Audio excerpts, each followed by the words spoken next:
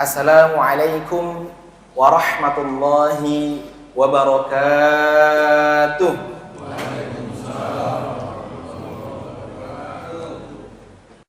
Alhamdulillah, nahmaduhu wa nasta'inuhu wa nastaghfiruh. Wa na'udzu billahi min syururi anfusina wa min sayyiati a'malina. May yahdihillahu fala mudilla lahu wa may yudlilhu fala hadiyalah. Asyhadu an la ilaha illallah syahadatan khairan maqama wa ahsanu nadiyya. Wa asyhadu anna Muhammadan abduhu wa rasuluhul muttasifu bil makarimi kibara wa sabiyya. Allahumma fasalli wa sallim wa barik ala sayyidina wa habibina Muhammad. Kana sadiqal wa'di wa kana rasulan nabiyya wa ala alihi wa ashabihi alladhina yuhsinuna islamahum wa lam yaf'alu syai'an fariyya amma ba'd. Alhamdulillah, ikhwatil iman rahimakumullah, yang terhormat kepada ketua dan pengurus DKM, yang terhormat kepada para asatidz min kibaril asatidz wal ulama, terhormat Bapak Ibu sekalian jamaah Mushalah Al Jihad. Alhamdulillah, puji syukur kehadirat Allah Subhanahu wa taala. Pada pagi hari ini, subuh hari ini kita bisa berkumpul bersama-sama menunaikan salat subuh berjamaah dan insya Allah dilanjutkan dengan taklim pekanan ya Pak ya? Oh, 2 pekanan ya, taklim 2 pekanan.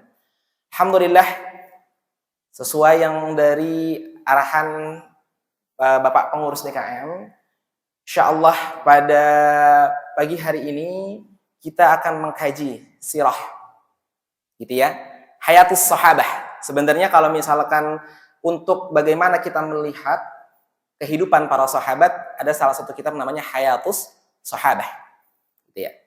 Yang akan kita kaji sesuai yang sudah dibagikan oleh pengurus DKM insyaallah ialah terkait perjalanan hidup, terkait sirah ataupun kehidupan daripada cucu baginda Nabi besar Nabi Muhammad sallallahu alaihi wasallam. Ialah Al-Hasan ibni Ali dan juga Al-Husain ibni Ali. Kenapa kita mengkaji ini? Karena memang Masya Allah, mereka berdua, sahabat ini sekaligus cucu Rasulullah SAW, hidup di zamannya Rasulullah, hidup di zaman Khulafaur Rasyidin, dan juga hidup di zaman setelahnya. Dan kita lihat bagaimana nilai-nilai yang ada pada kepribadian Rasulullah SAW sangat dicontohkan oleh Al-Hasan ibni Ali dan juga Al-Husain ibni Ali. Insya Allah. Makanya kalau kita lihat nih Pak Ibu sekalian, kalau kita suka mendengar hadis, biasanya hadisnya itu gini, an Abi Hurairah, dari Abi Hurairah, atau misalkan dari Aisyah, an Aisyah radhiyallahu an, dari Aisyah. Biasanya disebutkan namanya atau lakopnya, gitu ya. Atau misalkan kalau misalkan disebutin dari Umar ibn Khattab, biasanya disebut an Abi Hafsin, bapaknya Hafsah, Umar ibn Khattab. Akan tetapi kalau kita lihat ada salah satu hadis yang masyhur. Hadis ini Masya Allah, dari satu hadis yang pendek, turunan fikihnya begitu luar biasa, banyak banget. Apa hadisnya? Kalau misalkan kita lihat, disebutkan yang pertama, an Abi Muhammadin, dari bapaknya Muhammad. Kemudian apa? Al-Hasan ibni Ali, namanya Hasan bin Ali. Sibtu Rasulullah sallallahu alaihi wasallam, cucunya Rasulullah sallallahu alaihi wasallam. Wa raihanatih, ya, kesayangannya Rasulullah sallallahu alaihi wasallam. Jadi ketika ada sebuah hadis yang diriwayatkan oleh Al-Hasan ibni Ali, yang dimana di sini adalah cucunya Rasulullah Sallallahu Alaihi Wasallam, ini lakabnya panjang, Abu Muhammad Hasan bin Ali. Kemudian sibtu Rasulullah Sallallahu Alaihi Wasallam, cucunya Rasul. Wa raihanah, raihanah itu adalah kesayangannya Rasul, panjang. Baru setelah itu hadisnya, hafiztu an Rasulullah Sallallahu Alaihi Wasallam, aku mendengar atau menghafal dari Rasulullah Sallallahu Alaihi Wasallam, da' ma yaribuka ila ma la yaribu. Tinggalkan yang engkau ragukan, ya, buang yang engkau ragukan, ambil yang engkau yakini kepada sesuatu yang tidak meragukan, gitu ya. Ini hadisnya memang mungkin hari ini nggak kita bahas, gitu ya. Akan tetapi kita lihat bagaimana track record daripada Al-Hasan ibni Ali dan juga Al-Husain. Kalau kita ingin membicarakan terkait Al-Hasan dan Al-Husain, kita nggak bisa lepas dari kredibilitas bapak dan ibunya. Kesalihan dan kesalihahan daripada bapak dan ibunya. Siapa bapak ibunya? Ialah Ali bin Abi Thalib dan juga Fatimah Zahra. Jadi kalau sedikit berkisah Bapak Ibu sekalian, insya Allah hari ini kita full kisah. Jadi jangan sampai nanti malah berasa didongengin. Karena saya memang berasa, suka beberapa kali saya ngisi sirah, berasanya waduh Masya Allah. Dan memang harus kita lihat bagaimana nanti banyak sekali nama, banyak sekali penanggalan dan seterusnya. Akan tetapi insya Allah ya data-data yang saya berikan ini dari banyak-banyak kitab, gitu ya. Khair. Ali bin Abi Thalib dan Fatimah Zahra. Sebelum mereka menikah, Fatimah Zahra ini sudah beberapa kali dilamar oleh sahabat-sahabat min kibarus sahabah. Gitu ya. Ya ada misalkan Abu Bakar, kemudian Umar, kayak gitu ya. Akan tetapi pada saat itu belum diterima. Sedangkan Ali bin Abi Thalib yang pada saat itu masih muda, kebetulan juga Fatimah Zahra juga masih muda, ya. Ali ditanyain, wahai Ali, kamu nggak coba untuk melamar Fatimah? Gitu. Kata Ali, apa yang aku punya? Ya, yang aku punya hanya baju perangku yang sedang aku gadaikan. Jadi kondisi ekonominya Ali memang ya tidak baik pada saat itu, secara ekonomi. Ya diminta untuk melamar putri daripada Rasulullah Sallallahu Alaihi Wasallam. Berat buat Ali. Akan tetapi apa? Akhirnya apa? Ali pun memberanikan diri untuk melamar Fatimah Zahra. Akhirnya menikahlah mereka. Menikah. Saya tidak ingin berlama-lama di antara Ali dan Fatimah. Kemudian setelah menikah, ya kita lihat bagaimana track recordnya Ali. Kenapa saya ceritakan ini? Ali ini luar biasa Bapak Ibu sekalian. Ini kalau kita lihat, saya kalau melihat Ali sosoknya itu ada dua sosok. Sosok ketika masih muda dan juga sosok ketika ia sudah tua, lanjut ketika jadi khalifah. Ketika masih muda, awal mulanya itu ia melihat bagaimana Rasulullah Shallallahu Alaihi Wasallam dengan Khadijah salat. Pada saat itu masih di fase Mekah. Pada saat itu belum ada Isra Mi'raj, tapi Rasulullah sudah salat. Jadi Isra Mi'raj itu adalah perintah dari Allah Subhanahu Wa Taala untuk salat 5 waktu, 5 waktunya. Akan tetapi sebelum Isra Mi'raj sudah ada salat. Kemudian Ali bin Abi Thalib melihat Rasulullah dan Khadijah sedang salat, ditanya, ya, wahai Muhammad, apa yang sedang kau lakukan? Gitu. Akhirnya dijawab, kami sedang beribadah kepada Tuhan yang Maha Esa, yang menciptakan dan seterusnya. Akhirnya kata Ali bin Abi Thalib, bisakah aku memeluk agamamu, ikut menyembah Tuhanmu? Kata Ali bin Abi Thalib. Kata Rasulullah, silahkan wahai Ali. Gitu ya. Justru ini ada nilai persuasifnya, diajak oleh Nabi Muhammad SAW. Karena pada saat itu Ali masih muda, Ali bilang ke Rasulullah, ya Rasulullah, kalau gitu saya izin dulu sama bapak saya. Siapa bapaknya? Abu Thalib. Yang dimana Abu Thalib meskipun pada saat itu dalam kondisi kafir, tapi ngebela abis-abisan Rasulullah SAW. Kemungkinan besar bakal diterima nih, gitu. Makanya Ali mau izin dulu sama bapaknya. Pas baru pengen melangkah keluar, baru beberapa langkah, gitu ya. Ali balik lagi, putar balik. Kenapa untuk urusan agamaku, dunia dan akhiratku, aku harus izin kepada orang tuaku? Langsung di sini aja, asyhadu alla ilaha illallah. Gitu ya. Luar biasa. Jadi belum izin ke bapaknya. Karena memang bapaknya pun juga pasti menerima. Karena memang Abu Thalib sangat-sangat membela Rasulullah Sallallahu Alaihi Wasallam. Ali kemudian di masa selanjutnya, di masa mudanya juga sedang segar-segarnya, itu menjadi pendekar, Pak. Pendekar dalam artian apa? Di setiap peperangan selalu menjadi pelita. Ketika di perang Badar contohnya. Kalau namanya perang itu, biasanya sebelum perang habis-habisan, dua kubu saling berperang, itu biasanya namanya ada mubarazah. Apa itu mubarazah? Mubarazah itu kayak pemanasan perang. Pemanasan itu duel, 1 lawan 1, 3 lawan 3, 2 lawan 2, itu namanya mubarazah namanya. Ketika perang Badar ada terjadi mubarazah, 3 lawan 3, ada Hamzah. Yang diutus oleh Rasulullah, Hamzah. Kemudian apa? Ali. Kemudian juga Ibnu Al-Harith, Ubaidillah. Gitu ya. Nanti dari kaum kafir Quraisy ada Utbah, ada Al-Walid bin Utbah dan seterusnya. Jadi yang diutus oleh Rasulullah untuk mubarazah. Mubarazah itu pemanasan perang. Ketika dua pasukan sudah saling berhadapan, kemudian biasanya panglima-panglima menengahnya ataupun orang yang piawainya itu saling berduel di tengah-tengah. Biasanya yang memenangkan mubarazah, yang memenangkan duel peperangan ini di awal ini, dialah yang akan memenangkan peperangan. Kenapa? Karena itu membentuk mental yang begitu kuat. Ketika mubarazahnya menang, biasanya pasukan-pasukan yang lain akan semakin semangat. Wah, sudah menang nih. Meskipun pada saat itu kaum muslimin kalah jumlah. Itu Ali yang maju, Pak. Kemudian apalagi contohnya di perang Khandaq. Perang Ahzab. Tahun 5 Hijriah. Ada yang berbeda pendapat, ada yang bilang 4 Hijriah, ada yang bilang 5 Hijriah. Perang Khandaq itu adalah ketika Madinah itu dikepung oleh kaum kafir Quraisy. Disebut perang Ahzab karena banyak sekali kelompok-kelompok pada saat itu. Nah, Madinah yang pada saat itu dikepung oleh kaum kafir Quraisy, sebelum itu Rasulullah meminta pendapat dari para sahabat dan tercetuslah pendapat dari Salman Al-Farisi untuk membuat parit. Paritnya luas, ya, lebar dan juga dalam. Gak banyak tentara-tentara kaum kafir Quraisy yang bisa melewati parit ini. Gitu. Ya, kecuali hanya beberapa orang saja. Salah satunya adalah Amr ibnu Abdul Wud namanya. Jadi ada seseorang kafir Quraisy namanya Amr bin ibnu Abdi Wud. Dia adalah seseorang yang sangat pandai dalam berkuda, sangat piawai dalam berkuda. Bahkan kemampuan dia dalam berkuda itu dibilang setara dengan 100 penunggang kuda.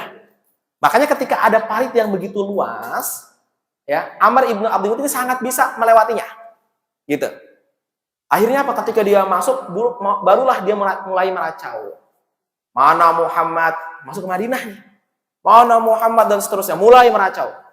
Ini Ali bin Abi Thalib gregetan aja. Ya Rasulullah, turunin saya. Biar saya duel sama dia. Rasulullah, tahan dulu, tahan.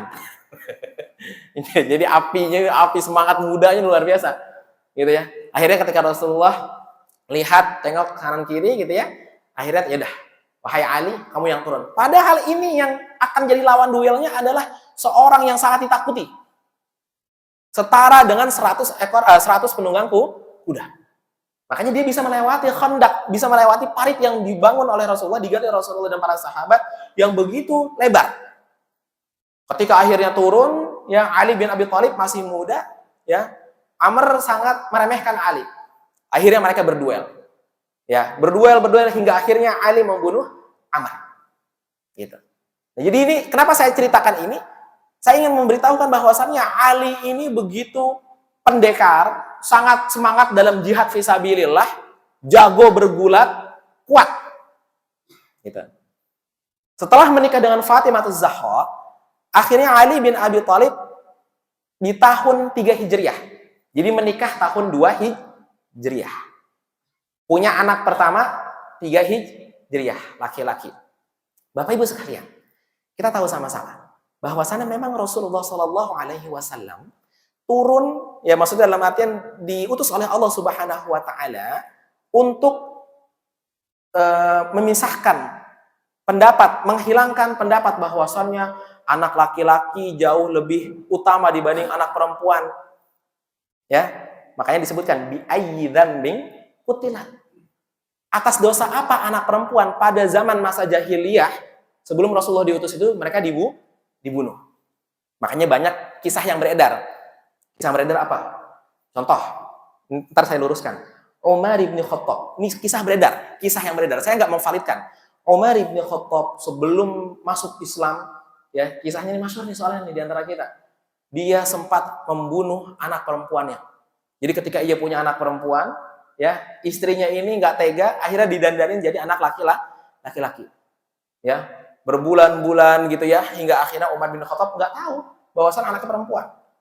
Hingga akhirnya kemudian ketika diajak jalan sama Umar bin Khattab, ketahuan bahwasannya anak ini perempuan. Disebutkan dalam kisah tersebut bahwasan Umar bin Khattab menggali kuburan untuk anak tersebut, kemudian dikubur hidup-hidup. Ini sedih luar biasa. Kenapa saya sampaikan ini?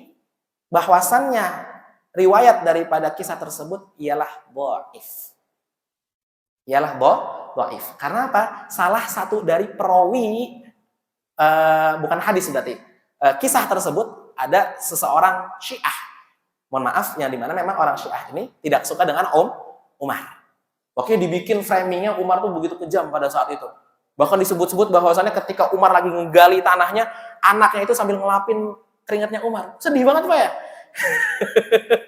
Ya sambil ngegali ya, dilapin sama anaknya, kemudian anaknya malah dicemplung. Ini framingnya begitu kuat, gitu, hingga akhirnya Umar terlihat seperti sangat begitu bengis. Ya, saya tidak ingin memvalidkan terkait cerita ini. Akan tetapi sahabat-sahabat yang lain sebelum mereka masuk Islam memang betul, ya banyak di antara mereka yang tidak ingin memiliki anak perempuan. Jadi memang bi'ahnya seperti itu. Hingga akhirnya Rasulullah turun untuk meluruskan hal tersebut. Akan tetapi yang namanya Rasulullah, ya manusia yang agung, ya yang memang bi'ahnya pada saat itu di Arab pada saat itu memang anak laki-laki yang menjadi penerus. Kalau misalkan di sini ada orang Sumatera gitu ya, orang Batak biasanya memang marganya diturunin dari bapak. Pun begitu juga dalam nasab. Makanya Rasulullah ketika memiliki anak laki-laki dan semuanya wafat, pasti ada keinginan sisi humanisnya Rasulullah. Paham ya? Sisi humanisnya Rasulullah kepengen punya anak laki-laki. Kalau kita mungkin dulu diajarin nyanyinya. Anak-anak Nabi ada 7 orang. 3 laki-laki, 4 perempuan. Pertama Qasim, Abdullah, Ibrahim, Zainab, Ruqayyah, Ummu Kulsum, Fatimah. Nah, 3 anak Nabi ini yang laki-laki semuanya wafat. Dari sisi humanis Rasulullah Shallallahu Alaihi Wasallam, pastilah kepengen punya anak laki-laki. Ada kepengen. Meskipun memang Rasulullah diutus untuk meluruskan bahwasannya mau anak laki-laki, mau anak perempuan ya sama aja. Semuanya memiliki kans untuk membawa kita ke surga. Nah, makanya ketika cucu pertama dari Ali bin Abi Thalib lahir, dari Fatimah Zahra lahir, Rasulullah senang bukan main, ya akhirnya mendatangi Ali. Namanya jadi kakek ini. Ya, saya ngerasain banget, Pak. Ya, ketika saya punya anak pertama anak saya itu adalah dia cucu pertama dari keluarga saya, cucu pertama dari istri saya, gitu ya, keluarga istri saya. Kakek-kakeknya ini sayang banget, gitu ya. Nah, pun begitu juga Rasulullah datang bertanya kepada Ali. Apa pertanyaannya? Man huwa ya Ali? Ini anak pertamamu, cucu pertamaku siapa nih? Man huwa ya Ali? Siapa namanya Ali? Apa kata Ali? Ada 2 riwayat.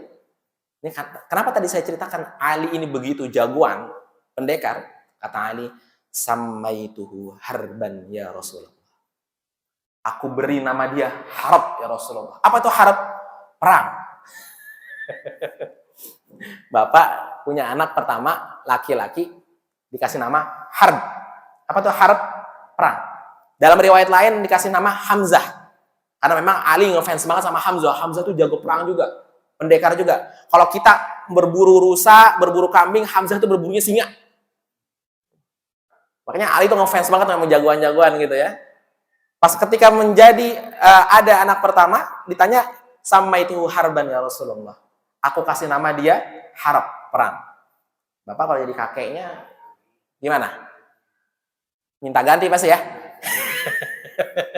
Ibu kalau misalkan cucu pertamanya dikasih sama menantu ibu, nama siapa namanya nak? Ya, namanya Perang Bu. Akhirnya Pak ikhwatul iman rahimakumullah, kata Rasulullah Shallallahu Alaihi Wasallam, lah, enggak ya Ali, namanya bukan Perang. Siapa namanya? Ya, bal huwa Hasan. Namanya adalah Hasan. Berarti kita bisa mengambil kesimpulan bahwasannya Al Hasan ini nama langsung dari Allah Subhanahu Wa Taala. Kenapa? Dalam surat An-Nisa, may yuti'ir rasul faqad ata Allah. Siapa yang taat sama Rasul berarti dia taat sama Allah. Sedangkan kalimat Al-Hasan yang keluar dari Nabi Muhammad SAW berarti memang juga langsung dari Allah Subhanahu Wa Taala. Kita dalam surat An-Nisa, may yuti'ir rasul faqad ata Allah, wa man tawalla fama arsalnaka ilaihi. Dan seterusnya. Ya, sesungguhnya yang taat sama Rasul ya maka taat sama Allah. Ali yang awalnya pengen ngasih nama anaknya Harb, artinya perang, berubah menjadi Al-Hasan. Khair. Yang Ali nggak bisa nolak, yang mintanya kakeknya, plus juga Rasulullah, ya udah mau nggak mau udah. Tahun 3 Hijriah, lahir Al-Hasan. Tahun 4 Hijriah, jadi mohon maaf ya Bapak Ibu sekalian, jadi Ali dan Fatimah ini nggak KB-KB-an. Tahun 3 lahir, tahun keempat lahir, tahun kelima lahir, 6 lahir. Ini biasanya ngerepot ibunya nanti nih ya, pas kodok puasanya nih. Nah, Ali, mohon maaf, tahun 3 Hijriah lahir Al-Hasan. Kemudian tahun 4 Hijriah lahir cucu kedua. Disamperin lagi sama Rasulullah. Senang Rasulullah. Tadi kenapa saya sampaikan? Rasulullah mungkin ada sisi humanisnya kepingin punya anak laki-laki. Karena banyak sekali nanti hadis-hadis dari Rasulullah SAW memanggil Al-Hasan itu dengan anak.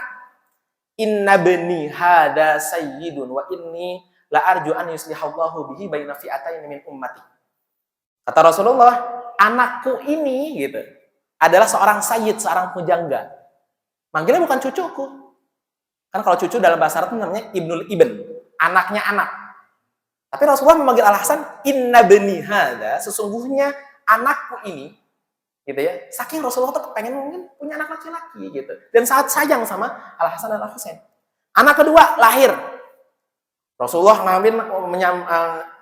datang kepada Ali. Ya Ali, pertanyaan sama. Man huwa ya Ali? Ini anak kedua nih. Ali masih nggak nyerah. Sama itu harban ya Rasulullah. Saya kasih nama, dia perang. Masih nggak nyerah ternyata menantuku ini katanya. Ya, akhirnya kata Rasulullah, la, enggak. Bal huwa al-Husain. Namanya Husain. Jadi Hasan Husain langsung yang ngasih nama ini adalah Rasulullah sallallahu alaihi wa ala alihi wasallam. Gitu. Tahun berapa tadi? 3, 4. Tahun kelima lahir lagi, laki-laki lagi. Ditanya lagi sama Rasulullah, ya Ali, man huwa ya Ali? Siapa namanya nih Ali? Akhirnya kata Ali apa? Kira-kira masih nyerah? Udah nyerah nggak Bu? Belum. Sama itu harban ya Rasulullah. Aku kasih nama dia perang ya Rasulullah. Tolong. Ya, Ali memang gitu Pak. Dalam arti memang, contoh di perang Khaybar. Di perang Khaybar itu dia salah satu pujangganya yang melawan Yahudi. Di perang Khandaq juga, di perang Badar juga. Memang jago dalam berjihad fisabilillah. Gitu. Makanya nggak heran ketika Ali bersikukuh kepengen banget punya anak namanya gitu. Dalam riwayat lain Hamzah. Gitu ya, memang karena Hamzah juga jago dalam berjihad fisabilillah. Akhirnya di anak ketiga ini apakah dikasih sama Rasulullah? Kata Rasulullah, la, tidak. Bal huwa muhassin. Hasan, Husain, muhassin. Dalam riwayat lain muhsin. Jadi akar kata yang sama. Hasan itu artinya baik. Muhassin orang yang memperbaiki, muhsin orang yang memperbaiki. Kenapa yang Bapak Ibu kenal atau yang tersebar di masyarakat kita kebanyakan Hasan Husain, betul? Ada yang kenal Muhassin sebelumnya? Muhassin itu memang kenapa tidak terkenal Al-Hasan dan Al-Husain karena memang dia pertama lahirnya di waktu belakangan. Kemudian juga Muhassin ini wafat ketika dia masih kecil. Jadi manaqib ataupun kisah-kisah daripada Al-Muhassin jarang. Gitu ya. Yang ada Al-Hasan dan Al-Husain. Akhirnya tahun selanjutnya hamil lagi Fatimah, melahirkan. Pas dicek sama Ali, perempuan. Gak mungkin dikasih nama perang. Disitulah Ali mulai nyerah. Udah. Barulah nanti setelahnya perempuan. Ya nanti ada namanya Ummu Kulsum, ada namanya Zainab, dan seterusnya. Ya, ikhwatul iman rahimakumullah. Jadi kita di sini bisa ngelihat bahwasanya memang Ali bin Abi Thalib ini ghirah ataupun semangat jihad fisabilillahnya luar biasa. Kemudian juga nama dari Al-Hasan dan Al-Husain ternyata langsung diberikan oleh Rasulullah Sallallahu Alaihi Wasallam. Selanjutnya, lantas bagaimana kepribadian daripada Al-Hasan dan Al-Husain? Kepribadian mereka itu sangat mencontoh Rasulullah Sallallahu Alaihi Wasallam, terkhusus dalam sifat lemah lembut kasih sayang. Saya tekankan di sini, karena nanti kita lihat bagaimana manaqib setelahnya. Kita lihat bagaimana ketentuan-ketentuan ataupun keputusan yang diambil oleh Al-Hasan ya sangat erat kaitannya dengan cinta damai, lemah lembut, nggak mau berperang, gitu. Nah, makanya ikhwatul iman, Al Hasan dan Al Husain sangat penyayang. Bahkan ada dalam suatu riwayat ketika Al Hasan dan Al Husain ngelihat ada seseorang wudhu, ya, seorang lagi wudhu nih, udah lebih tua daripada Al Hasan dan Al Husain, wudhunya salah.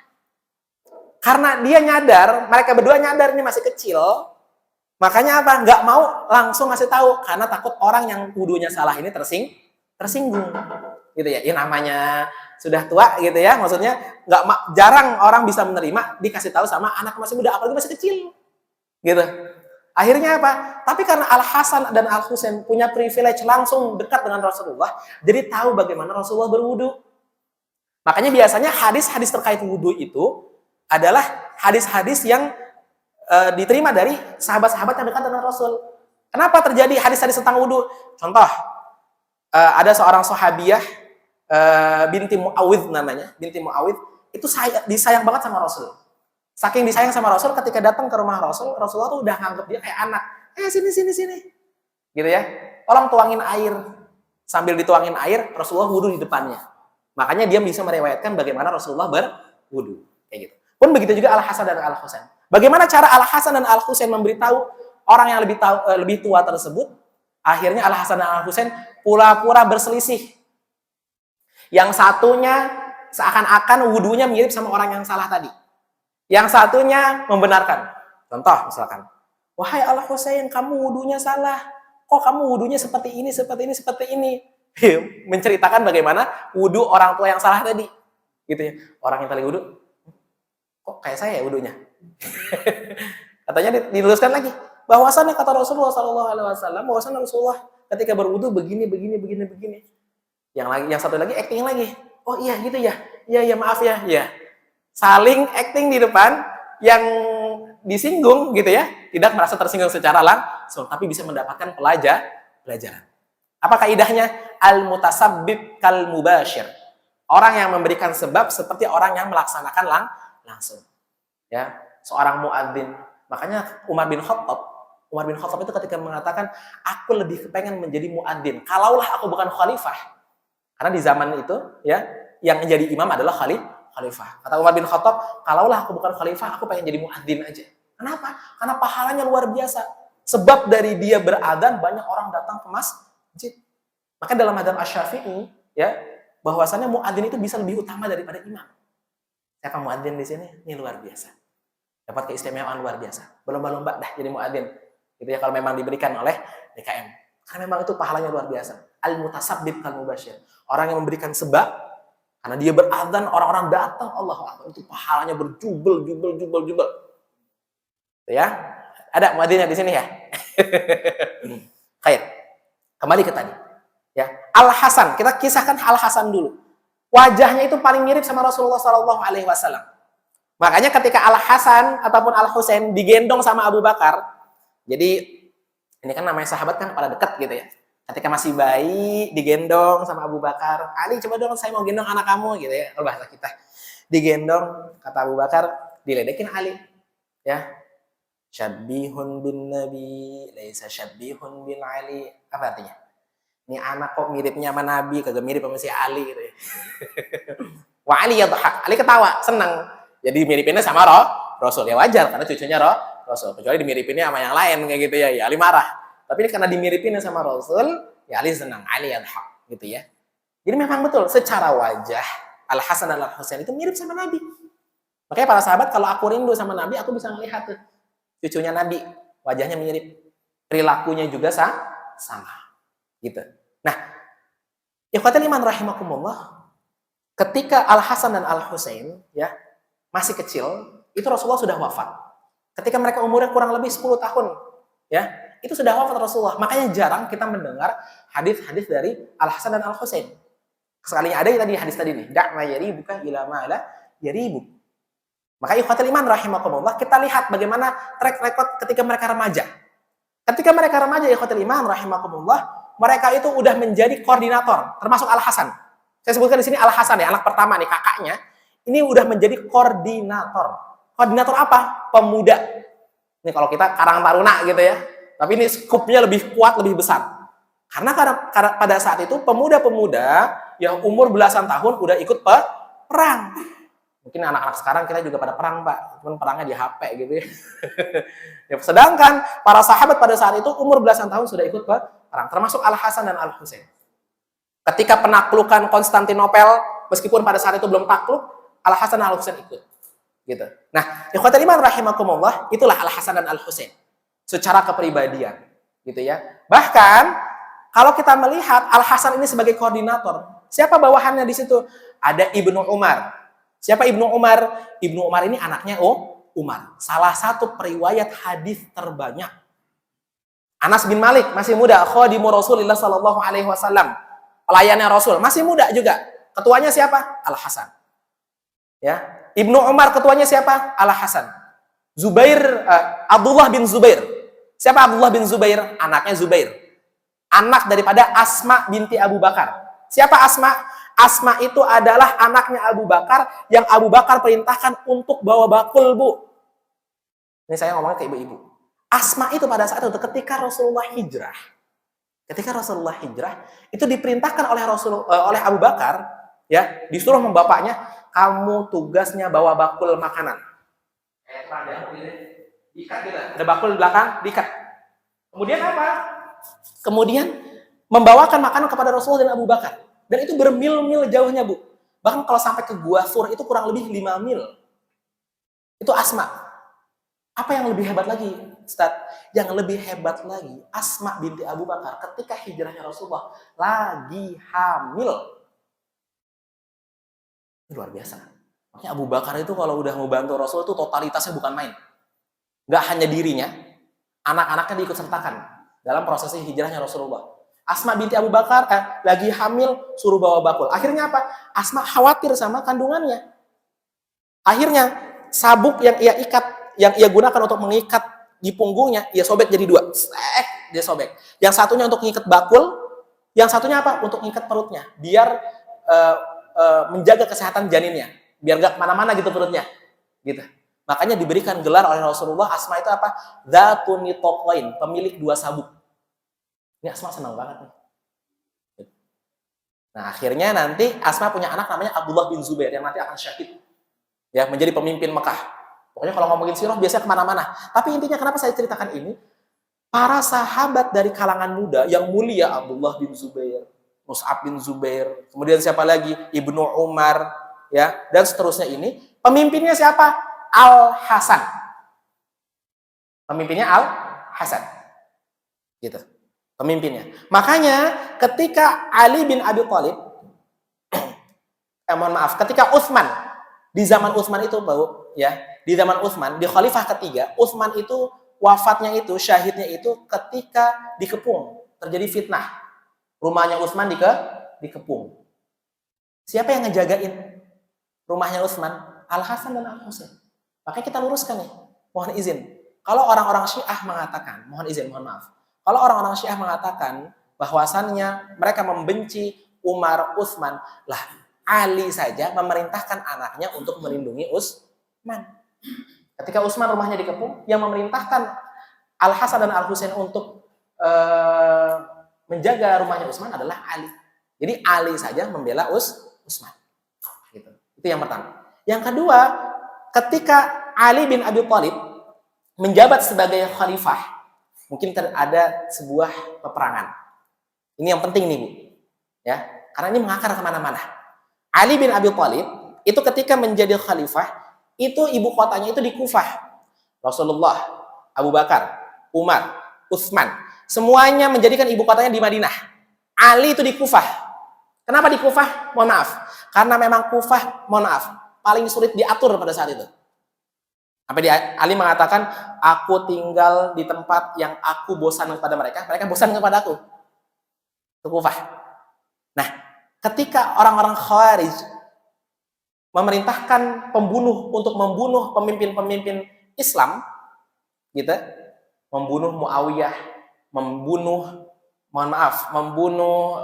Amr bin As di Mesir, membunuh Ali di Kufah, itu nggak ada yang berhasil.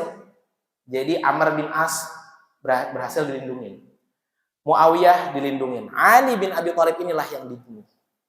Gitu ya. Jadi orang Kufah ini tidak melindungi pemimpinnya ketika di bulan Ramadan. Nah, apa yang terjadi juga di zaman Ali bin Abi Thalib menjadi khalifah, terjadi peperangan namanya peperangan Siffin. Mohon izin Bapak Ibu sekalian. Jadi Muawiyah ada seorang sahabat. Saya nggak mau memojokkan salah satu pihak ya. Jadi Muawiyah ini ketika Utsman dibunuh, ya, dia sangat gencar mengatakan, cari pembunuhnya Utsman. Sekali lagi saya katakan, Muawiyah, ada seorang sahabat namanya Muawiyah bin Abi Sufyan. Muawiyah ini mengatakan, cari pembunuh Utsman. Sedangkan Ali bin Abi Thalib mengatakan, kita harus memilih khalifah dulu. Gitu. Akhirnya beda pendapat lah ini. Terjadi beda pendapat. Ditambah lagi bukan tiba-tiba, para sahabat berbaiat kepada Ali. Ali jadi khalifah. Gitu. Ali jadi khalifah, presiden tertinggi. Kemudian Muawiyah masih berkoar, cari pembunuh Utsman, cari pembunuh Utsman. Iya dicari untuk dikisos. Akan tetapi apa? Zaman dulu nggak kayak zaman sekarang. Zaman sekarang ada CCTV. Zaman dulu boro-boro nggak ada. Yang zaman sekarang yang ada CCTV aja masih nggak ketahuan kan kadang. Kalau ada begal, kalau ada pencuri, ada maling segala macam, kadang masih suka nggak ketahuan. Apalagi zaman dahulu. Makanya Ali pun sebenarnya mencari pembunuh Utsman, tapi memang tidak ketemu. Akan tetapi karena fitnah dari orang-orang Khawarij, maka diadu nih Pak. Muawiyah dan Ali diadu. Fitnah, diadu domba. Terjadilah perang Siffin, perang besar-besaran. Banyak para sahabat yang wafat. Gitu ya. Saya nggak mau memojokkan Muawiyah, saya nggak mau memojokkan Ali. Pada intinya qadarullah. Ini bukan maunya mereka. Bahkan ketika ingin terjadi perang Siffin, Al Hasan dan Al Husain ini dengan kedewasaannya mengatakan kepada Ali, bapaknya, wahai bapakku, mereka kan kaum muslimin juga. Ya betul. Akhirnya apa? Ya udah, kita jangan perang. Tapi karena memang orang-orang Khawarij ini ingin kaum muslimin berperang, gitu ya. Orang-orang Yahudi juga kepengen kaum muslimin berperang, akhirnya jadi fitnah luar biasa. Akhirnya mereka berperang.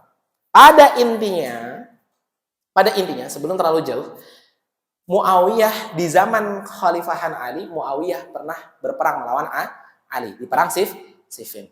Ustaz kok sampai nyeritain ini, gitu ya? Kan ini sangat berkaitan dengan Al Hasan Pak, sangat berkaitan. Ya, kita ambil kesimpulan di zaman Ali bin Abi Thalib penjabat khalifah pernah berperang, terjadi peperangan namanya perang Siffin. Ya, yang dimana perang Siffin ini terjadi kaum muslimin lawan kaum muslimin. Dan ini perang besar. Yang satu dipimpin Muawiyah, satu di Ali. Bukan karena mereka ingin berperang, karena ada fitnah. Dan itu aja. Karena kita tetap bahwasannya jangan sampai menjatuhkan nama sahabat. Oh, kok para sahabat Rasul pada berperang? Enggak. Ini adu domba. Gitu ya. Khair. Di mana poinnya? Ketika Ali wafat, dibunuh. Ya, dibunuh. Lagi Ramadan, Pak. Bu, lagi Ramadan, dibunuh oleh orang Khawarij. Kemudian apa? Akhirnya ya khawatir iman rahimakumullah, semuanya mencari siapa khalifah penerus Ali. Ya, karena kita belajar sirah, berarti kita belajar penanggalan. Ini mohon maaf, karena memang saya biasanya ngisi kajian fikih, ngisi kajian hadis. Kalau memang sirah begini, berkaitan dengan nama, banyak nama-nama yang muncul, banyak tanggal-tanggal yang muncul. Kita lihat. Sekarang kita main matematika. Kata Rasulullah, kita main hitung-hitungan ya. Kata Rasulullah, khilafatun nubuwah. Khilafah ala Nabi, khilafah ala Nabi itu salasuna sanah, 30 tahun. Khilafah ala Nabi 30 tahun. Sedangkan Rasulullah itu wafat tahun berapa, Pak, Bu? 11 Hijriah, Rabiul Awal. Ya, 11 Hijriah Rabiul Awal. Sekarang kita hitung-hitungan. Kalau kata Rasul, khilafatun nubuwah salasuna sanah, khilafah kenabian 30 tahun. Berarti kalau Rasulullah 11 Hijriah wafat, berarti khilafah kenabian akan berakhir di tahun 11 tambah 30 berapa? 41. Ulang sekali lagi nih, biar mungkin ada yang belum nyambung. Kata Rasulullah, khilafah ala Nabi itu 30 tahun. Khilafatun nubuwah salasuna sanah, 30 tahun. Sedangkan Rasulullah wafat tahun 11 Hijriah. Berarti khilafah ala Nabi, khalifah ala Nabi itu sampai nanti 41 Hijriah. Kita lihat sejarahnya. Abu Bakar wafat tahun 13 Hijriah. 2 tahun setengah menjabat. Umar wafat tahun 23 Hijriah. Lumayan lama. Gitu ya. Abu Bakar 13 Hijriah. Umar 23 Hijriah. Utsman 35 Hijriah. Barulah nanti, mohon maaf. Abu Bakar wafat tahun 13 Hijriah. Kemudian Umar 23. Gitu ya. Kemudian Utsman 35, betul. Barulah Ali tahun 40 Hijriah Ramadan. Saya ulang sekali lagi. Abu Bakar wafat tahun 13, Umar tahun 23, Utsman tahun 35, barulah Ali tahun 40 bulan Ramadan. Pertanyaannya, masih tahun 40 Hijriah di bulan Ramadan. Berarti udah rampung belum hadisnya Nabi? Belum. Betul. 1 tahun lagi. Karena kata Nabi apa?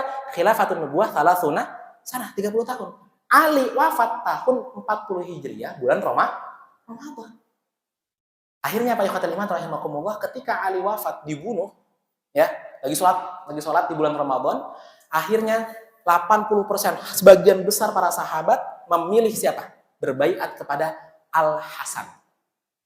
Jadi kalau mau ditanya, khalifah kelima siapa? Al-Hasan. Dulu zaman saya banyak mengatakan, khalifah kelima Harun ar-Rasyid. Dulu zaman saya kecil, Harun ar-Rasyid itu di zaman Imam Malik, udah lama, jauh. Jadi khalifah kelima setelah Ali bin Abi Thalib adalah Al-Hasan. Dan hebatnya ikhwatul iman, kita lihat Bapak Ibu sekalian, ini legowonya Al-Hasan. Ketika Al-Hasan menjabat jadi khalifah, masih muda Pak. Ya, Al-Hasan itu kan memiliki sifat seperti Rasulullah. Sifatnya apa? Lemah lembut, kasih sayang, cinta damai harga mati, nggak mau berperang. Ketika dia menjabat khalifah, dia kepikiran apa? Kepikiran pas di zaman bapak saya pernah terjadi peperangan, perang sifil. Banyak kaum muslimin yang wafat, ya nggak? Banyak kaum muslimin yang wafat. Akhirnya apa? Saya berat untuk menjadi khalifah. Sedangkan Muawiyah masih mengatakan, cari pembunuh Utsman. Ya memang susah Pak. Gitu. Akhirnya apa? Karena Al-Hasan nggak mau terjadi lagi peperangan sifil. Ini antara kubu-kubuan ini, apa yang dilakukan oleh Al-Hasan, Pak? Ketika itu Al-Hasan langsung jalan jauh-jauh, pergi ke Syam, ke tempatnya Muawiyah, datang ke Muawiyah, seseorang yang pernah berperang lawan bapaknya. Bayangin, Pak. Ini datang ke Muawiyah, seseorang yang pernah berperang lawan bapaknya, mengatakan kepada Muawiyah, wahai Muawiyah, ini bahasa kita, wahai Muawiyah, aku serahkan tongkat kepemimpinan khalifah kepada dirimu. Saya sama Pak ogah. Gak mau. Kenapa? Karena pasti ada sifat personal. Karena Muawiyah pernah berperang lawan bapak saya. Al-Hasan memiliki keluasan hati karena gak mau terjadi peperangan lagi, ya, memberikan tongkat kepemimpinan kepada Muawiyah. Luar biasa. Luar biasa, Pak. Ini gak mudah. Gak mudah. Makanya akhirnya Al-Hasan bin Ali pada saat itu menyerahkan tongkat kepemimpinan kepada Muawiyah. Muawiyah nyari pembunuh Utsman dengan kapasitas yang lengkap, gitu ya, nggak ketemu juga. Akhirnya Muawiyah mengatakan kepada Al-Hasan apa? Wahai Al-Hasan, sepeninggal diriku, kamulah yang akan menjadi khalifah. Bisa dipahami? Muawiyah akhirnya luluh juga. Ketika Muawiyah mengatakan kepada Al-Hasan, wahai Al-Hasan, saya sudah mencari-cari pembunuh Utsman, saya nggak ketemu juga. Maka dari itu, sepeninggal nanti saya wafat, kata Muawiyah, ya, kamulah yang akan jadi khalifah. Jadi dari Ali menjadi Al-Hasan, Al-Hasan memberikan tongkat kepemimpinan kepada Muawiyah, Muawiyah berjanji kepada Al-Hasan, nanti sepeninggal saya akan memberikan tongkat kepemimpinan kepada Al-Hasan. Setelah declare itu, ya, barulah terjadi sebuah petaka. Apa itu? Al-Hasan diracun. Luar biasa ya Pak ya, politik. Gak lama setelah declare bahwasannya Muawiyah, setelah peninggalan saya, kamu yang akan jadi khalifah, wahai Al-Hasan. Al-Hasan diracun. Racunnya sangat kuat, sangat menyakitkan. Sangat menyakitkan. Ketika disamperin sama Al-Husain, kita di penghujung kajian, ini udah syuruk juga ya. Ketika Al-Hasan sedang begitu sakitnya Pak, diracun Pak. Ini pasti yang ngeracun orang yang nggak suka. Kenapa nggak suka? Karena nanti setelah Muawiyah wafat, Al-Hasan yang akan jadi khalifah. Orang nggak suka nih. Akhirnya Al-Husain mendatangi Al-Hasan. Adiknya datang ke kakaknya. Wahai kakak, siapa yang memberikan kamu racun? Siapa yang memberikan kamu racun? Siapa yang menjadikan kamu seperti ini? Apa kata Al-Hasan? Ini luar biasa. Al-Hasan sangat bisa menyebutkan nama, Pak. Sangat bisa. Sangat bisa. Fulan, langsung dikisos itu, Pak. Fulan bin Fulan, Fulanah binti Fulanah. Fulanah binti Fulan, sangat bisa disebutkan nama. Apa kata Al-Hasan? Wahai adikku, untuk apa aku sebutkan nama? Siapa yang meracuniku? Kalaulah aku sebutkan nama, dan memang betul dia yang meracuniku, biarlah Allah nanti yang akan mengganjarnya di yaumil akhir. Akan tetapi, kalau aku sebutkan nama, dan namanya salah, bukan dia yang meracuniku, tapi aku sebut nama dia, maka sungguh merugilah diriku. Aku mati dalam keadaan susah, sakit yang luar biasa, sedangkan pun aku juga harus menimba nanti di yaumil akhir pertanggungjawaban karena menyebutkan nama yang salah. Allahu Akbar, Bapak Ibu sekalian. Jadi ini keluasan hati daripada Al-Hasan. Ya, ini sebenarnya kisahnya memang saya udah bisa nakar, Pak. Saya kalau ngisi kajian ini nggak cukup sekali. Nanti Al-Husain setelahnya nanti ada. Nanti sampai nanti ujungnya di Karbala. Yang nanti biasanya diperingati oleh orang-orang Syiah. Tapi ini kita cerita kisah dulu terkait Al-Hasan. Kita lihat pelajaran yang pertama, ikhwatul iman rahimakumullah, sebagai penutup. Ya, kita lihat bahwasannya ya dari seorang bapak dan ibu yang soleh. Saya ulang sekali lagi. Dari seorang bapak dan ibu yang soleh, nasab yang baik, akan lahirlah putra-putri yang soleh dan solihah.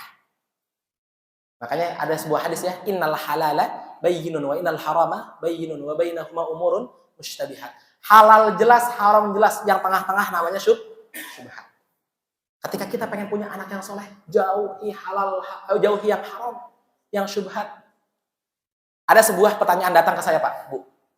Pertanyaan apa? Ini dari preman. Kelihatan kok penampilannya kayak preman. Gitu ya. Dia bertanya kepada saya, Ustadz, saya itu dulu preman. Preman Pulau Gadung. Bayangkan, saya dulu preman di Pulau Gadung. Saya kepingin anak saya hafal 30 juz. Luar biasa ya. Seorang preman saja kepengen anaknya hafal 30 juz. Sedangkan saya, sholat aja bacanya kulhu lagi. Apakah bisa saya punya anak yang hafal 30 juz? Kira-kira bisa nggak, Pak? Bisa. Sangat bisa. Ya, ini jangan sampai kita menyerah, Pak. Mungkin dulu kita pernah bermaksiat. Mungkin kita dulu ketika sebelum berhijrah pernah di masa waktu yang sangat terpuruk. Akan tetapi, coba saya mau tanya ke Bapak Ibu sekalian. Doa minta anak yang soleh. Apa doanya? Rabbi habli minas solehin. Ya Allah, wahai Tuhanku, habli. Habli itu artinya dari kata hadiahkan kepadaku, hibahkan kepada aku. Kenapa saya katakan ini? Kenapa ketika kita meminta anak yang soleh, kalimat itu hadiah? Kenapa? Karena kalau dalam fikih, Pak, ada hibah, ada wasiat. Kalau wasiat itu hanya orang-orang tertentu, satu. Yang kedua, waktunya hanya baru bisa diberikan setelah orangnya wafat. Yang ketiga, wasiat itu paling maksimal sepertiga. Jadi nggak bisa seorang ketika hendak wafat, saya wasiatkan seluruh harta saya kepada anak saya. Nggak bisa. Maksimal sepertiga, itu wasiat. Beda sama hibah. Apa tuh hibah? Hibah itu ketika dihukum waris, bisa diberikan kepada siapapun. Hibah, hadiah. Yang kedua, jumlahnya sebanyak apapun boleh. Seluruh harta saya diberikan kepada fulan. Mau keluarga, mau enggak, boleh. Itu hibah namanya. Hadiah. Yang ketiga, kepada siapapun dan jumlahnya terserah. Kayak gitu. Itu hibah namanya. Tapi konsekuensinya kalau hibah harus diberikan pada saat itu juga. Itu yang berat. Kalau wasiat itu baru diberikan setelah wafat. Kalau hibah itu saya hibahkan rumah saya. Ini rumah saya ini adalah hampir keseluruhan harta saya. Boleh. Dikasih ke tetangga, boleh. Tapi kasih saat itu juga. Kalau dikasihnya ntar baru ketika saya wafat, itu namanya wasiat. Kenapa saya ceritakan ini? Apa hubungannya dengan fikih ini? Ketika kita minta anak yang soleh, Bapak Ibu sekalian, kalimat itu hibah. Bukan wariskan kepadaku, bukan berikan kepadaku, bukan. Hibah. Tandanya apa? Bahwasannya, betul. tidak melihat siapa kita, tidak melihat mungkin seberapa buruk dulunya kita. Namanya minta hadiah, kejutan. Bisa jadi mungkin memang kita dulu sebelum berhijrah begitu terpuruk, tapi bisa jadi kita bisa memiliki anak yang soleh selagi mau berhijrah. Makanya kalimat hibah, hadiahkan kepada Allah. Kejutan apa nih? Yang terakhir, ikhwatul iman rahimakumullah, sifat ar-rifqu, kelemah lembutan dan kasih sayang. Kata Rasulullah, innar rifqa la yakunu fi syai'in illa zanah wa la yunza'u illa syanah. Tidaklah kelemah lembutan tertambat pada diri seseorang kecuali dia akan mengindahkan orang tersebut. Tapi kalau kelemah lembutannya hilang, hilanglah keindahan tersebut. Ibu mau bagaimanapun ya, entah itu masih muda ataupun sudah lanjut usia, kalau namanya dia lemah lembut, ngomongnya baik-baik, insya Allah akan indah, cantik. Tapi kalau misalkan hilang lemah lembutnya, Allahu Akbar, hilang. Bukan saya yang bilang, Rasulullah. Inna rifqa la yakunu fi syai'in illa zanah wa la yunza'u illa syanah. Bayangkan Bapak Ibu sekalian, Nabi Musa saja diperintahkan oleh Allah untuk datang ke Firaun. Firaun itu apa? Dalam surat Al-Qasas, inna fir'auna 'ala fil ard yaj'al syi'a yasrifu ta'ifatun minhum yudzabihu abna'ahum wa yastahyi nisa'ahum innahu kana minal mufsidin. Firaun itu perusak, tukang nyembelih anak laki-laki. Pokoknya apa Pak? Firaun itu benar-benar hancur, benar-benar perusak. Allah saja memerintahkan Nabi Musa dan Nabi Harun datang ke Firaun apa? Faqula lahu qawlan layyinan. Wahai Musa, wahai Harun, datang kamu ke Firaun, dakwahin Firaun qawlan layyinan, dengan kata-kata yang lemah lembut. Kasih sayang dulu, jangan langsung digas, jangan langsung dilabrak. Apa pelajarannya? Kalaulah Allah memerintahkan Musa dan Harun untuk datang ke Firaun dengan lemah lembut, kita punya alasan apa untuk membentak anak kita? Kita punya alasan apa untuk menghardik anak kita, membentak suami kita, istri kita, menjelek-jelekan tetangga kita? Ke Firaun saja Allah memerintahkan Musa dan Harun alaihissalam untuk qaulan layyinan, lemah lembut. Inilah yang ditanamkan oleh Rasulullah kepada Al-Hasan. Legowonya Al-Hasan, cinta damai, kasih sayang, lemah lembut, sampai memberikan tongkat kepemimpinan kepada orang yang pernah berperang lawan bapaknya. Gak mudah Bapak Ibu sekalian. Keluasan hati. Maka dari itu ikhwatul iman rahimakumullah, dalam kajian kita pada hari ini, semoga bisa memberikan efek baik kepada kita, meningkatkan lagi ketakwaan kita kepada Allah Subhanahu wa taala, dan atas wasilah tersebut insyaallah semoga kita bisa bersama-sama berkumpul di surganya Allah Subhanahu wa taala. Amin ya rabbal alamin. Mungkin sekian dari saya. Mohon maaf jikalau ada kesalahan kata, kesalahan ucap ya yang menyinggung sengaja ataupun tidak disengaja. Yang datangnya dari saya dan yang benar datangnya dari Allah Subhanahu wa taala. Ini mau ada pertanyaan atau tidak? Tafadhal. Ada, fadhal. Ya. Assalamualaikum warahmatullahi wabarakatuh. Waalaikumsalam warahmatullahi wabarakatuh. Ya, tafadhal. Si A itu kan dibanyak Allah juga. Iya. Tapi kenapa dia lebih condong pada Ali? Masya Allah, luar biasa. Waalaikumsalam. Ini luar biasa nih pertanyaannya nih. Khair. Bapak Ibu sekalian, terima kasih banyak. Ibu siapa namanya? Bu Yanti. Yanti. Terima kasih banyak Ibu. Sekali lagi jangan malu bertanya. Tadi kaidahnya al-mutasabbib kal mubashir. Orang yang memberikan sebab seperti orang yang melaksanakan langsung. Karena Bu Yanti nanya, semuanya jadi tahu.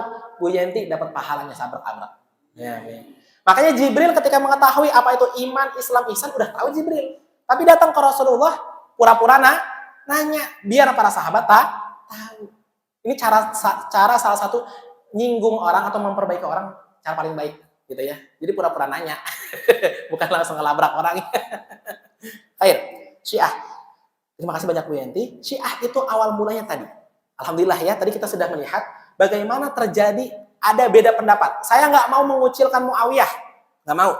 Saya nggak mau mengucilkan Ali. Dua-duanya sahabat yang mulia. Karena Muawiyah pun juga pada zaman Ali, di zaman tersebut juga menjadi gubernur di Syam. Nah, Muawiyah ini dan Ali ini beda pendapat Ibu. Muawiyah kepengen banget cari pembunuhnya Utsman. Ya, karena Utsman dibunuh khalifah ketiga. Ali kan khalifah keempat. Ya, khalifah ketiga dibunuh, cari pembunuhnya Utsman biar dikisos. Tapi nggak ketemu, belum ada CCTV.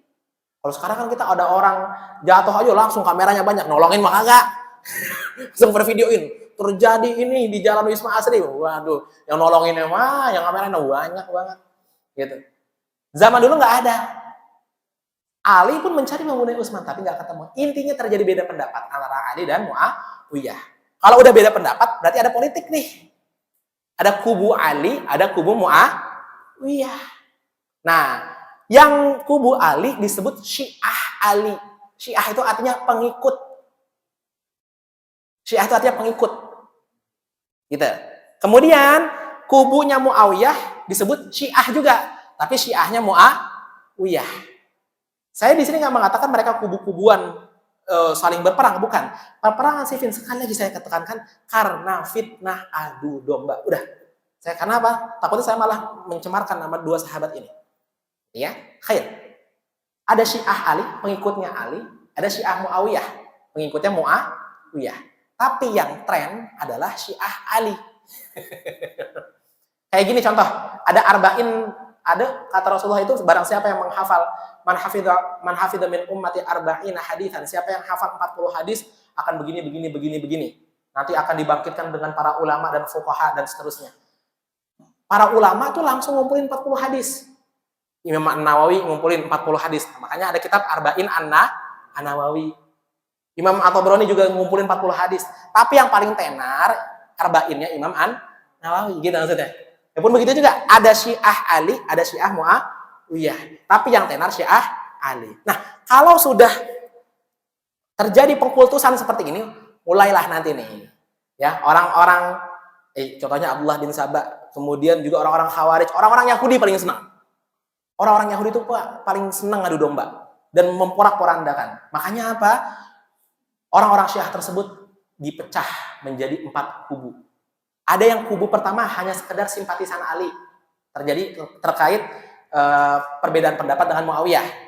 Kubu kedua, Syiahnya itu bukan hanya sekedar simpatisan, melainkan Syiahnya itu sampai mengedepankan harusnya Ali yang menjadi khalifah setelah Rasulullah, harusnya begini, harusnya begitu. Ini dimulai salah nih. Ada Syiah yang selanjutnya yang lebih parah. Akhirnya apa? Mengkafirkan para sahabat. Umar, Utsman. Oh, ini udah parah. Yang lebih parah lagi, menyembah Ali. Ini paling parah, Bu. Makanya ketika ada seseorang mengatakan kepada Ali apa coba? Ya Ali, anta Rabbi wa ana abduk, katanya. Wahai Ali, engkau Tuhanku, saya hambamu. Luar biasa kan, Pak? Langsung murtad di depan Ali. Sedangkan Ali khalifah. Sedangkan di zaman Rasulullah, di hukum Islam, orang murtad itu langsung orang murtad. Oh, di sini nggak bisa. Karena penegakan hak hukum Islam harus dijalankan oleh hakim. Nggak bisa Bapak, misalkan di sini ada pezina, mohon maaf, ada pencuri, langsung potong tangan. Nggak boleh. Karena yang menegakkan itu adalah hakim. Nah, ketika Ali ada yang mengatakan kepada Ali, ya Ali, anta Rabbi wa ana abdu. Wahai Ali, engkau Tuhanku dan aku adalah hambamu. Langsung dikisos. Kata Ali apa? Pengennya sama Ali ini orang langsung dibakar aja. Itu bakar, Pak, dibakar itu adalah kematian yang paling menyakitkan, Pak. Makanya apa?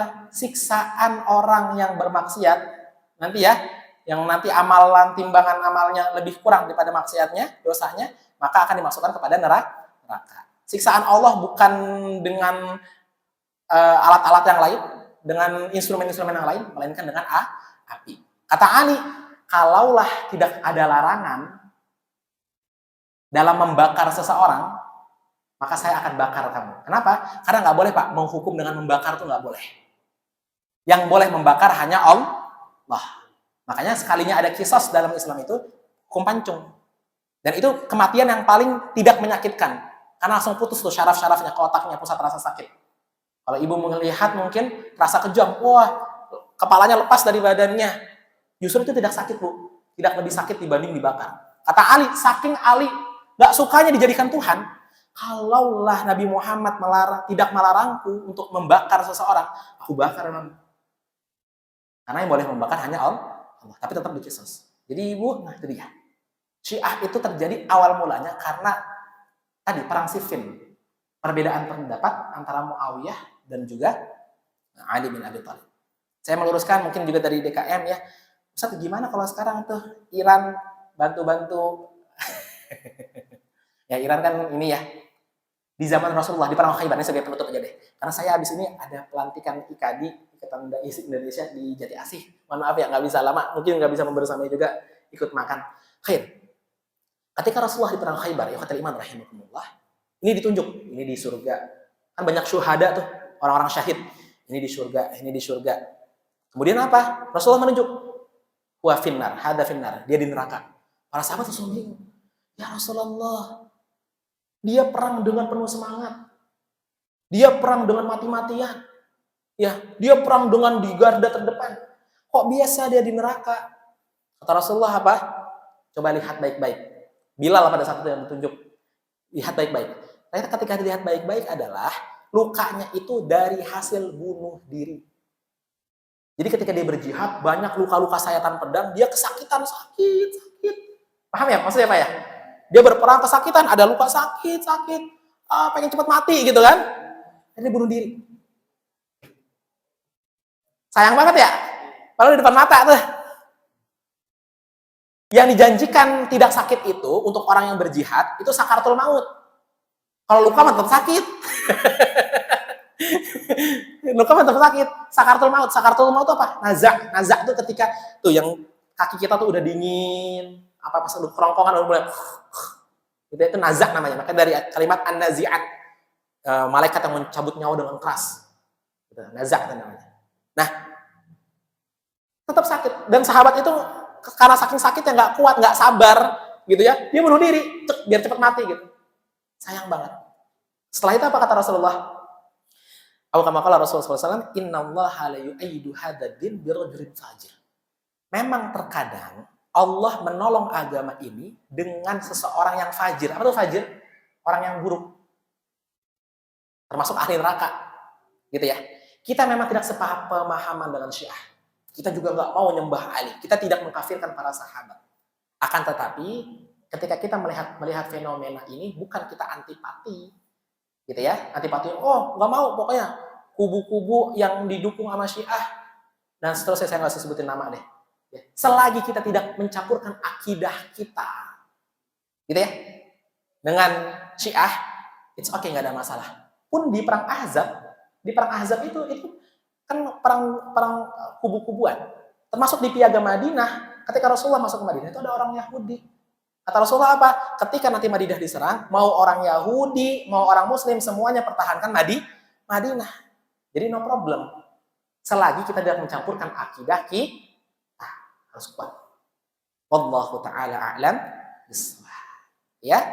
Hayya nakhtim bilhamdalillah. Alhamdulillahi rabbil alamin. Wa du'ai kafaratul majlis. Subhanakallahumma wa bihamdika asyhadu an la ilaha illa anta astaghfiruka wa atubu ilaik. Terima kasih banyak. Akhirul kalam. Assalamualaikum warahmatullahi wabarakatuh.